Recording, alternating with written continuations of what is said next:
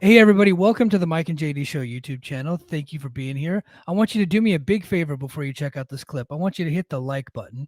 I want you to throw in a comment and make sure you're a subscriber to this channel. And then I want you to share this video with your friends. Help us defeat the algorithm. And then if you like this content and you appreciate this content, please head over to patreon.com/, the Mike and JD Show and support the show. That is how we actually get funded to be able to do this. So we thank you very much for being here. And now enjoy the clip.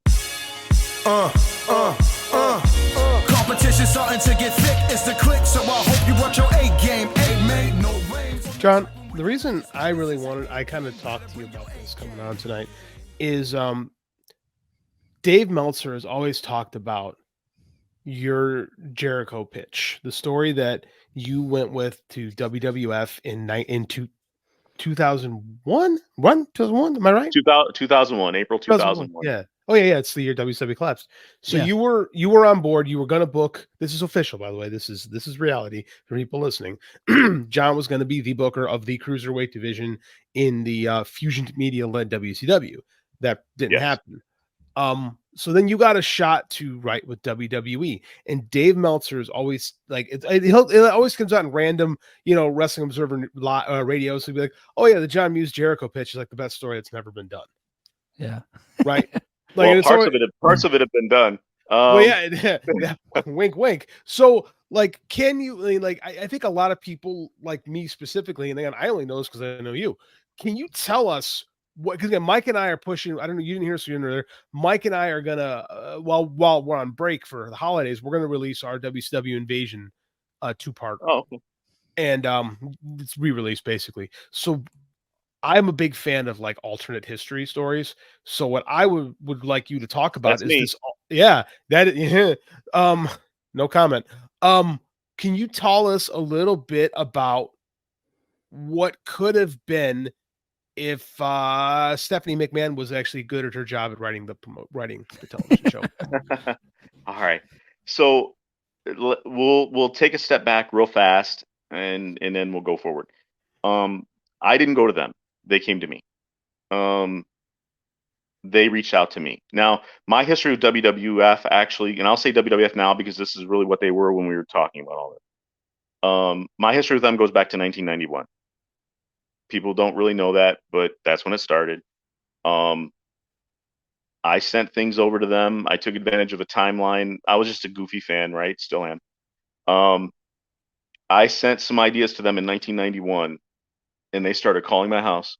They started sending me legal releases and things like that. So that's how far back my history with them goes. Did you come up with the Cobra? What's that? The Cobra with Jake the Snake? Was that you? No. Been way cooler if it was. I'm sorry. Sorry. No, I didn't pitch a Cobra bite. Just messing around. Continue. Yeah, no, we're good.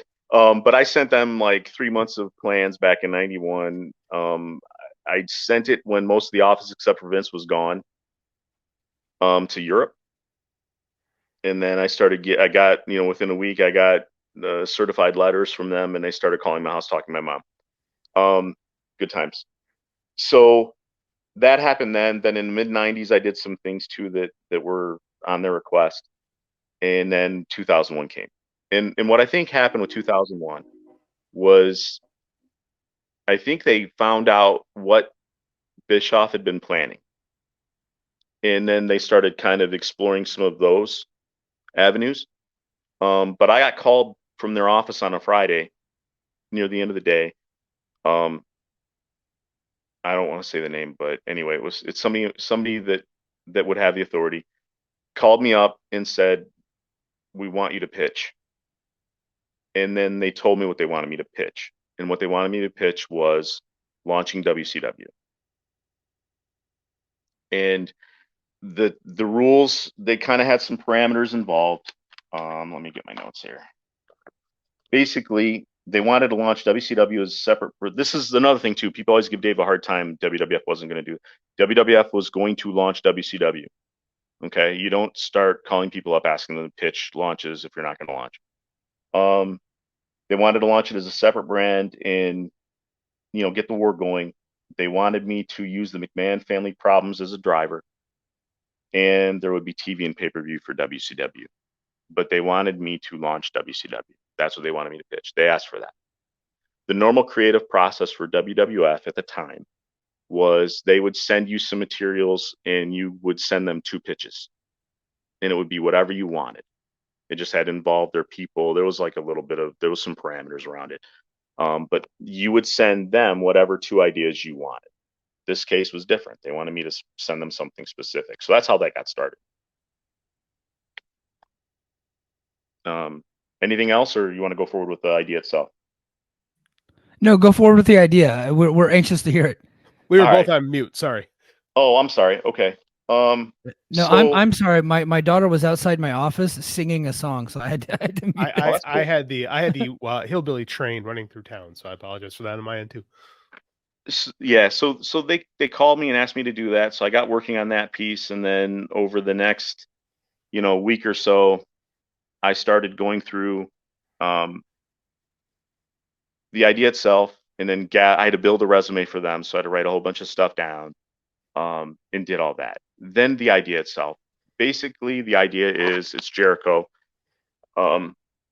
He was going to be the catalyst to be, the guy to be the star, at least as far as WCW when it starts. I don't know if you wanted to really walk through it, but the idea is that Vince McMahon wants to kill WCW in the crib. And he was going to use Jericho as a surrogate to steal the title and take it back to him. That's the premise. In storyline purposes, Jericho was going to have X amount of time left on his contract. If you recall at that window, Jericho was in a feud with, I think, Steve Regal, Triple H, Steph, Vince, the whole deal, right? The whole family was against him, and Regal was against him at the time. So we were going to create a line, basically the Starcade, planning it out, because this is several months of an idea. Starcade was going to be the end of Chris Jericho's contract, is what the idea was. And then the goal was he was going to bring the title back to Vince on the next Monday Night Raw. So if you think about it in other terms, it's kind of similar to the whole, Punk wins the title from Cena on the last day of his contract. It's in that.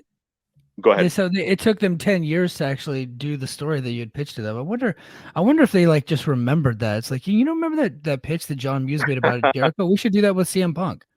I don't know. Yeah, it could, it's just, it's hard to say if they remembered that or they just came up on their own, and who knows. But all they did for me, which I'm happy with, is that they proved the idea worked. Yeah. It was an expiring contract deal. So, I don't know how deep you want to go into the idea itself. I can do some walkthrough and high moments, because I had it broken down into chapters when I sent it to them. It was 10 pages. Wow. That's a hell of a pitch. I've always liked this idea because I think that Chris Jericho would have been the smarter character to use as the WCW guy, because he was a WCW guy. In real life, WWF went and got him because of the work he had done in WCW. So this makes complete sense to me. Please, whatever you feel comfortable talking with, we like listening to you. Oh, okay. Well, thanks. So what happened is this would have been, the goal was to have, because again, I'm trying to launch the product, right? So what we were going to do is the beginning stages of it are all part of WWF, and then we would start merging. We would launch WCW, and we would have back and forth stuff going on. Because again, we're trying to keep the synergy between the shows and the audiences to where they want to watch across both shows. So that was kind of the flow that I took with it. And then there would be the point where the products would officially separate, where you wouldn't have as much mingling, although the story would have Vince promoting it, because again, the whole idea at the end was that Jericho was going to bring the title back and present it to Vince. And then WCW would be launched and have pay-per-views by that point. So if you remember back in that time frame too, the McMahon family strife, the idea behind it would be that each family member would have 25% ownership of WWF. So, Linda, Vince, Shane, Steph, all 25%, which gives Shane the ability to be on WWF TV. Shane would be the only owner of WCW. So that's kind of sets our framework. So we would start this whole thing off with a very simple vignette or interview or whatever between, not interview, but vignette or some sort of, you know how you do the camera stuff. And Yeah. everybody that's listening, please give me this, grant me this favor. Understand, this is a 20-something-year-old idea. So Yeah. some of the tropes, if I hit on them, they weren't as bad then as they are now. So if I suggest something, you go, well, that's dumb. Okay. Roll 20 years off the clock on that. Okay. Because I look back and read some of the stuff and I go, yeah, I wouldn't do that now because different time and place. So what we would have is most of the go stuff ahead. they actually did was really dumb too. So like, let us not forget that. Yeah, I want to give myself that little leeway of, hey, look, yeah, I get it. Some of the stuff I might go, that's stupid, but you know, it's 20 years ago. So the idea is that Shane's going to be launching WCW, so he's recruiting. So we have a little setup, a little interview between Shane, or a little vignette between Shane and Jericho, where Shane's trying to talk to him about coming over, and Jericho establishes that he has 6 months left on his deal. So we set that groundwork 6 to 8 months. We set it up right at the start before anybody really realizes where we're going with it. We set our contract time frame. And then we're good there. So then we set up the frustration, right? Because Jericho's been frustrated with Vince and all that other treatment. We have him set up with a match against another contender for the IC title. Jericho wins it. So this would naturally position him as the guy to get an Intercontinental title shot. So then, next week, Vince has an announcement and he gives the title shot to the guy that Jericho just beat. Again, he's screwing with Jericho. So then Jericho comes out and confronts Vince. And in long story short, he more or less asks for a release right there and storms off, which pisses Vince off, as you can imagine, right? Because he embarrassed him on TV. Jericho just says, I'm done. This is nonsense. I'm out of here. He goes. And then we just go from there. So then we go to the back. We see Jericho packing his bags. They're like, well, what are you going to do? You can't go anywhere. He goes, I can go home. So as he's packing his bags, we go back. Vince interrupts a match, demands Jericho come out.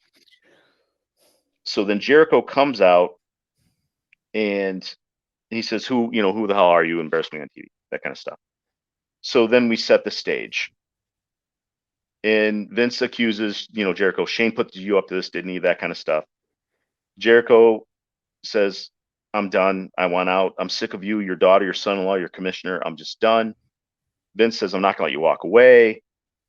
And then we go back and forth and challenges are thrown out. And essentially what we get is Jericho is going to set himself up for a match where if Jericho wins, the contract is transferred to Shane. That's the key point in there. As soon as this happens, as soon as Jericho throws this out and Vince wants his piece of it too, Jericho puts his hair on the line. Triple H music comes out, Triple H wants a match. And that's where we go to at that point. So we set up the whole thing where Jericho wins against Triple H.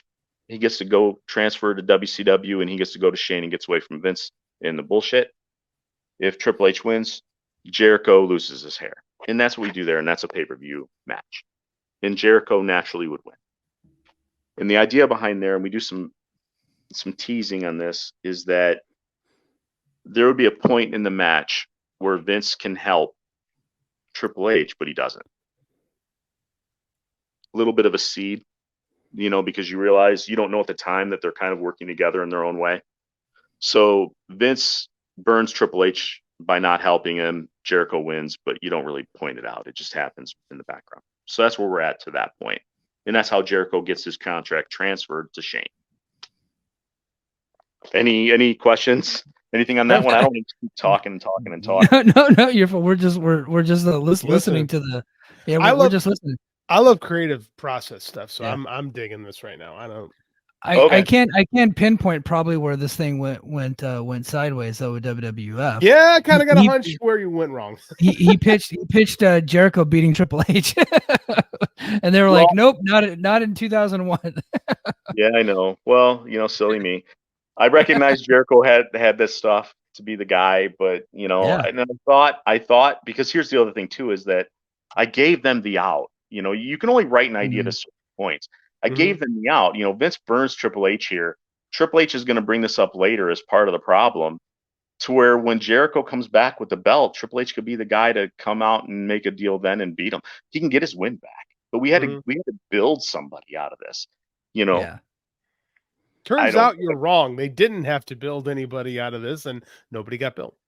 Yeah, well, you know, that's, you know, what can you do on that one? I had the right goal. Yeah. Yeah. Yeah. So this is all timed basically to when WCW is going to launch as a show. So, you know, and through this time he's been recruiting guys. So the basic when WCW comes back with Nitro, we've got, you know, Jericho debuting. There's the idea. Who else Shane might have taken, and then Vince would have promised that he's going to show up. So that's how we would launch it, and that's kind of the hook that we would have there. That was, you know, you didn't want to just do a cold start or a cold launch for their show. You had to give them something. So that was the idea. So the first show, you do little stupid things that they do. You know, Shane's warning security, warning things that Vince is going to do this or Vince is going to try, and you have, you know, Vince trying, right? You show him doing things, trying to get in, whatever else you want to do. Then the main event would essentially be, well, actually prior to the main event, there'd be something going on in a parking lot. And this is one of those tropes. I apologize for everybody for 20 years ago. We'd have Big Show destroy Shane's limo, destroy it, do that whole deal, and fight security. The idea is that we want to build towards Big Show involved in this. So that goes on. I apologize. Vehicle destruction. It happens all the time. Then in the main event, we'd have Booker T and Jericho as a team against a couple of heels, whatever we're going to do. A lot of these things I didn't fill in because you don't need them. They're not the high points. Right. And, you know, I can't book, you know, I could sit there and I could write them a nice little great little 10-page idea and have, you know, Nash and Hall and Flair and Sting and all Goldberg and all the guys that they didn't have at the time or weren't even rumored to have. I could do that. But then we're in fantasy land. I try to stay grounded. Because you were trying to get a real job. Yeah, I get it. Yeah, well, yeah, you know, I can't, you know, if I sit there and I say, yeah, you're going to sign all these guys that you got to pay balloon payments to or whatever else they had on their contracts, and they go, we can't do that. They're just going to close the page and they're going to walk away from my idea. It has to stay real, at least. Maybe that's what happened is they saw the Triple H job and said, not real, and then bailed. Anyway, so the idea in this tag match is that Booker and Jericho win.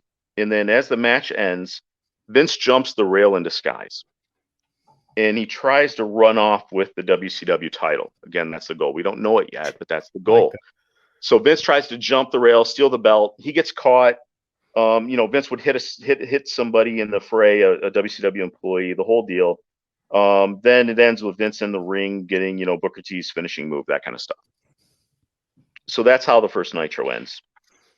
And then we start trying to separate the products.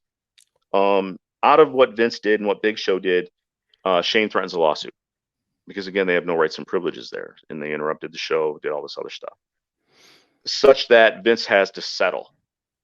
And part of the terms for Vince settling is that Booker T and Jericho are going to face Big Show and Vince in a tag match on Nitro. So then you get them into that way. See, it's just back and forth, right? I'm trying to make sure people have the reason to watch between the shows. So that's what that is. And that's why I did the Big Show, destroying the vehicle, blah, blah, blah. And of course, in this match, just to show that I didn't have a thing about Triple H, Jericho pins Big Show. We're trying to build Jericho. Yeah. That's how the tag match ends. Let me see. And then over the next, go ahead. Well, I like that you added the courtroom stuff because that was very much like what WWF was doing back in those days. They 100%. Their skits, and they've done several like courtroom type skits too. So well, I don't take it to the court. I don't take it to the court. I don't take it to the court. Basically, all it is just like a threat back and forth with lawsuits. Where, you know, at most we're having Vince on like a, you know, little phone on his desk or whatever, and the lawyers are like, you got to settle. It's not a courtroom thing. Okay. Yeah, it's just I try to keep it simple. I'm not going to have the, you know, D'Lo Brown wasn't going to be the judge of this one. Impact callback, folks. No, this would have just been like a just a segment, right? Like an in-ring. Yeah. It's just there'd be a few segments that play out across the show, And Right. then And Clarence Mason would have been the lawyer, of course. You have to have, it has to be Clarence Mason. why? Yeah, exactly. Why not? Yeah. So we go back and forth, and then let me see where I go next. So now we start working at the next layer, which is the ownership stake. The idea we're setting up is that Shane can go at will on WWF programming. Vince can't. You go to WCW. So we set up a match where the ownership stake is in play. So it would be Vince versus Shane. Sorry, I know the match would suck. It happens. WWF pay-per-view though. With the idea of whoever, if Vince wins, he gets Shane's 25%. Shane, this is how we separate the products. And if Shane wins, he gets Vince's 25%, right? So this is the stakes. And then what would happen out of this is that because of what's at hand, nobody, the way it would work and be worded on this stipulation for this match is that nobody in WWF can help Vince. Nobody in WCW can help Shane. There's nothing that says nobody from WCW can help Vince. So that's what happens.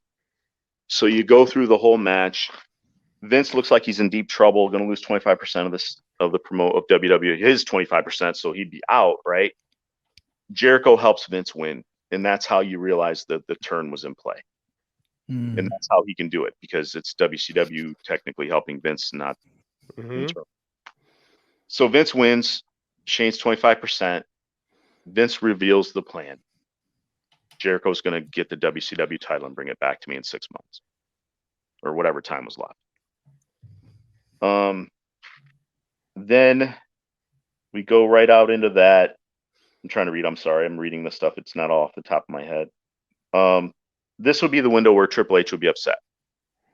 Not that night, but the following Monday Night Raw, because obviously Vince knew, but he didn't clue in Triple H, Steph. This would also be part of pissing Steph off. So that's what happens there. So you can do whatever you want to do with Triple H at that point. And then that's where we go on to. So now we're separated. Vince isn't going to be on WCW TV anymore as far as showing up or anything like this. But now Shane has an infiltrator that's going to try to take his title. Over on, let me see. Sorry, I apologize for silence. You don't have to go. You don't have to go beat by. You don't have to go free to beat by jump in. beat with all of it either. You can just kind of give us some bullet points too, if it makes Yeah, sense. yeah. So the bullet points are, he's over there now, and we, Shane also does this. We're not playing it. We're not being stupid about this. Shane does have his moment where he says, "Okay, look, that's fine. Whatever. You're here. I got to deal with you for 6 months, but I'm going to make your life hell. If you thought what Vince did was bad before, I'm going to make it worse, and you're never going to get a WCW title shot. I'm sorry. I'm just not going to give it to you. It's never going to happen. You're done." So we do kind of cover that, because why would he give him a title shot if we already revealed the plan, right? But what this all sets up is an angle where Chris Jericho is going to put Linda McMahon in the walls of Jericho. Nice. So that's what it builds to, and we have a little bit of thing. I'm going to cut through a lot of this right here. That's Trump on Trump crime right there. Jericho, yeah, well, this is way before Trump. So, long story short is that January 6th exploding all over the place. Yeah. Vince and Jericho manipulate Linda into being at Nitro, and Shane is manipulated at being someplace else. So then what we have is Jericho with Linda in the ring on Nitro, Shane McMahon on the screen. And it's basically, you've got to give me a title shot at the pay-per-view, which will be their first pay-per-view. You got to give me a title shot or I'm going to hurt your mom. And then you'd see that Vince is standing there, and he would have a contract for Shane to sign. So Vince comes in. And, Shane agrees. Jericho goes to release Linda. Linda slaps him.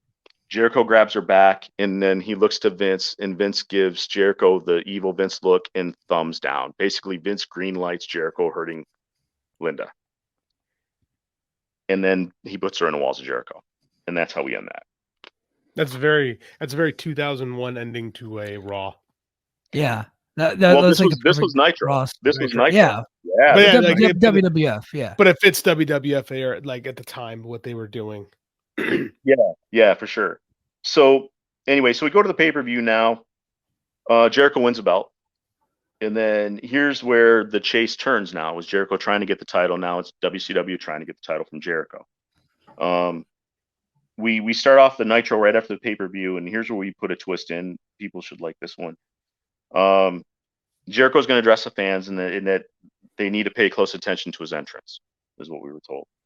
So the Jericho countdown starts, and you know how it had the countdown, 3, 2, 1, or whatever it was, and then yeah, exactly. I remember. We've changed the timer. The timer is now the days, hours, and minutes until his contract expires. Oh, that's a great idea. Yeah, that's perfect. So that's what that does. And then he comes out and he basically tells everybody, look, this is it. I'm taking the title. WCW is going to be dead before it really got started. You'll never, ever see it again. And that's how that does. Then Shane comes out, of course, because we can't let him have the last word on that. And then Shane just basically tells Jericho, look, okay, that's fine. But between now and when your contract expires, you're going to be wrestling a lot of title matches, and we're going to do everything we can do to get the title. So what this does is this gives importance to every single match he has, even house shows at the time, because house shows were bigger. Mm-hmm. So the idea would be, he's defending this title all over the place. So then we set up, obviously there'd be another pay-per-view here is my plan. And what we would set up here is a War Games. It would be not a title match situation, but it'd be a War Games because we're going to bring somebody back now. So you'd have Jericho's team. The idea is that the War Games was set up because, Shane wants Jericho to get his ass kicked in a cage and weaken him. He's trying to weaken him down. And we bring back at this point, Big Papa Pump, Scott Steiner. He'd be the guy. I got pages of Steiner ideas that I never got to do, by the way, that were going to be hopefully pitched to WCW if I had been there. Steiner would come back, and then we would set up Jericho's final title defense, and that would be against Scott Steiner. So that was the idea there, is that he'd come back. And I'd written a promo in there basically, that, let me see. Steiner would basically tell him something like, can't stand him because he's going to take the title back to his daddy in Connecticut. And just you can imagine what Steiner would say, right? Yeah. And this stuff. And that was that. He would add a lot more colorful language, I imagine, too. I do write that. Let me see. Something like, yeah, you're nothing but Vince McMahon's bitch until Starrcade, and then you're going to be my bitch. That kind of stuff. That's the stuff he would say. Holla if you hear me. Yeah, exactly. All that stuff, dude. I had so much stuff for Steiner. And then basically just Jericho retains. He keeps the title, and we set up the big victory party the next day on Raw, and that's when the idea ends. I did give them some options. I had options I didn't write down because, of course, I didn't know them. What would happen. But that was the idea. He'd retain it and take it back because we want to get that big thing on Raw the next day. And my plan was because, of course, Vince had greenlight the beating on Linda, that now his whole family turned against him. Linda and staff would have 50% to Vince's 50% so they can do things. So in the back of my mind, the idea was Jericho would come back. They would sign somebody like Flair or Sting to a one-day WWF contract. And then they would book the match on Raw where Jericho would have to defend. Shane could say it's a title match. And that's how you get the title back to WCW. You could reintroduce Flair, that whole deal, or Sting if they wanted to pay them. But, I didn't book that far out. Yeah. Well, your idea was about, let me do some Steiner math, about 3 billion times better than what they actually ended up doing. Numbers don't lie. Yeah, the numbers don't lie. And because, we talk about it, so everybody stay tuned next week right here on Thanksgiving. We're going to release our WCW Invasion storyline. WCW Raw or WCW Nitro was going to replace Raw at one point. So this was very much on the table. So John was not writing just to write. This was a pitch for a company that was absolutely going to exist. And the best thing to do would have been to incorporate the WWF stuff onto WCW and have them cross-pollinate a little bit to make sure that WCW was on the level of the WWF. And I thought that you did that very well. Well, thanks. And that was the goal because, again, and the timing too worked out was this was going to be your December Starrcade. So if you're thinking long range, this is just the first salvo of a war. We haven't even thought about invasions or cross promotion matches or interpromotional matches, really. This is the start, and it would have timed out to where you're in December, and now with Linda and Steph having equal powered events, they could enforce or bring together an actual either war or interpromotional situation. You could do that if you wanted. But they just wanted to launch it, and that was the idea. And here's the other thing too, is that I was paying attention. They held on to this for 5 or 6 weeks without hearing anything from them. And I was watching Raw, and they did, I don't remember what it was at the time. I remember the feeling, but I don't remember the instance. But basically they did something on Raw where I said, oh shit, they just broke the canon on my idea. Oh man. And then within a week I had the rejection. Wow. So does that mean anything? Is it just timing? Is it coincidence? Or is it one of those ones where if we're going to go with it, we'll maybe do business with him? Or, once they decided they weren't, it was done. I don't know. But that was about the timing, because I sat there watching, I was patiently waiting, and, then they broke the canon. I'm like, I'm done. And then I got the nice little Stephanie rejection letter. And that's what sucks, is that like she basically pushed herself onto the creative team during the company's hot phase, and the shows were not good, and they started really losing steam before WrestleMania 17, right? Like they really do. The shows start going down, ratings are starting to slip, everything's starting to move down, and then the invasion happens and people are excited again. So it goes up, and then within weeks it's a fucking disaster. It's a fucking disaster. And it breaks my heart because I hear this well thought out idea and this character stuff, and it being around a guy that everybody that was a fan in the era wanted to see get to the next level, right? Everybody wanted to see Chris Jericho ascend, and they just didn't do it. Like they just refused to actually move forward. This is the era when Chris Jericho's feuding with Kane because he got coffee spilled on him, right? And all that kind of stuff. Like this is what they were. This is like the genius of Stephanie McMahon. She fucking sucked. And it was a terrible era of television. And I hate the rose-colored glasses of what the Attitude Era really was. It was a lot of bad TV. And this would have been a lot better. Yeah, and then people will point to the fact that Jericho beat The Rock and Stone Cold on the same night. But okay, yeah, he did, and he got those titles. But then he became like Stephanie McMahon's like understudy, like right after that. You know what I mean? And like they made him look like a pansy. He was walking her dog all the way up into WrestleMania 18. And then they blame that whole title run on him, like he was the failure, when really it was just the creative. He was just another cog in the McMahon machine, just feuding with Triple H, and he was Stephanie McMahon's bitch. Like he beat Stone Cold and The Rock, and it meant dick because of the way that they treated him afterwards. And I don't know. They never, they never really wanted to get behind Jericho, and then they kind of gave him a half-assed opportunity and then just bitched him out quick. Yeah. Stephanie. Yeah, it's unfortunate. I mean, let's just say this. I mean, the way that worked out, I took great pleasure when the first AEW champ, the first time there was competition against WWF, the first champ was Jericho. I took a lot of pleasure out of that one. Because that was your guy in your story that never quite hit it. And it's like I said, it's a shame because it's better. And I know I did an article about your elite storyline, we should say, from WCW that would have relaunched the cruiserweight division, and that was certainly better than what we had with WCW because what we had was nothing. So I mean, like, it was a shame that it's a shame that these exist as alternate universe takes. Yeah. I mean, it's just the way, it's all time and place, right? And the other thing about the WCW piece is, and this is, and I'll say this too, because I know Eric gets a bad rap, and often deservedly so. He's an idiot. Continue. Yeah, but in 2001, just so everybody understands, in 2001, when they brought me out there to meet him, I went there with the idea of looking for a reason to say this is going to fail.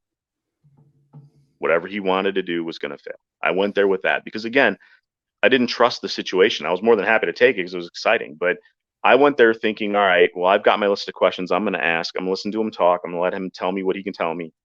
I'm waiting for the failure point. And throughout that conversation, he said everything I needed to hear that made me think, all right, this can be different than what it was. In other words, I had hope. And I went there thinking there would be no hope. Just so everybody knows. He said everything he needed to say. The cruiserweights were going to be separate. I wasn't going to have to worry about people. Of course, things can change. I wasn't going to have to worry about people jobbing out my guys. The idea behind it was get guys over. Some guys would move out of the cruiserweights, you know, so there would be actual momentum and we can move the product forward. All the things that I needed to hear, I heard from Eric. And he was talking to Dave at the time. Another thing everybody else needs to understand, he was listening to Dave. The nonsense he stuff, the nonsense he says and things about Dave he says, he was listening to Dave, and that was one of his more coherent times. Okay. So I even asked, and I got greedy as it went. Once I knew what he was heading towards, I asked for a seat at the table on the other stuff too. And he said yes. So I wasn't going to be in my own little universe of the cruisers. I would have had input into other areas. Now, whether or not they listened, who knows, but it was not just you're off in your little corner with your cruisers. And he wanted to have a relationship with Japan, you know. So anyway, we missed out. Man, Eric Bischoff. I mean, even if it couldn't have been me, I would have liked that to happen. Yeah. Yeah, Stu Snyder and Brad Siegel had other ideas. They wanted to sell the WWF from the get-go. Yes. And kind of use Bischoff as a patsy to get that. So I hope you brought your A game. A made no rain from the track when we unite and spit. This isn't A game. Better bring your A game.